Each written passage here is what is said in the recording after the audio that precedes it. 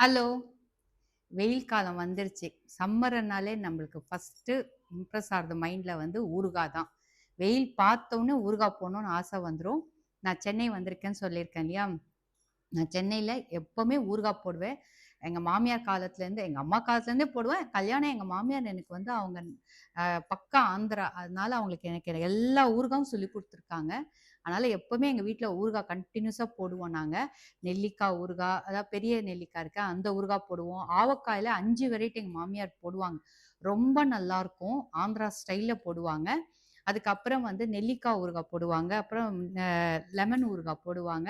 தக்காளி ஊறுகாய் போடுவாங்க. எல்லா ஊறுகாயும் அவங்க வந்து போடுவாங்க. அப்புறம் வடாம் வைப்பாங்க. இதெல்லாம் ஹோம்மேட் தான். எல்லாமே பொடி அரைக்கிறதுலேருந்து ஹோம்மேட் தான் நாங்க. கடையில எதுவுமே வாங்கி பொடிய வந்து போட மாட்டோம். இந்த வாட்டி வந்து நான் போடுறத உங்களுக்கு அப்படியே வீடியோவா காட்டலாம்னு ஆசைப்படுறேன். அதனால நான் வந்து எங்க அம்மா வந்து திருச்சி சைடு. அதனால எங்க அம்மாக்கு மாவடு ரொம்ப நல்லா வரும். ரொம்ப நல்லா போடுவாங்க எங்க அம்மா வீடுலாம்.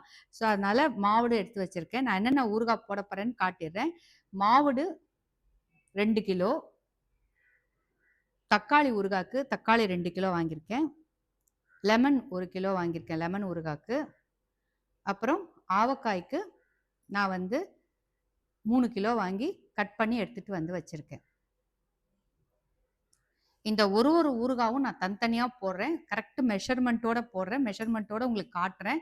நீங்களும் ட்ரை பண்ணுங்க. ஏன்னா இப்பதான் நம்ம போட ஆரம்பிக்கணும். இப்ப போட வச்சா தான் நம்ம இந்த வெயில் ஏன்னா பெரிய வெயில் வந்துருச்சுன்னா ரொம்ப காஞ்சிடும்.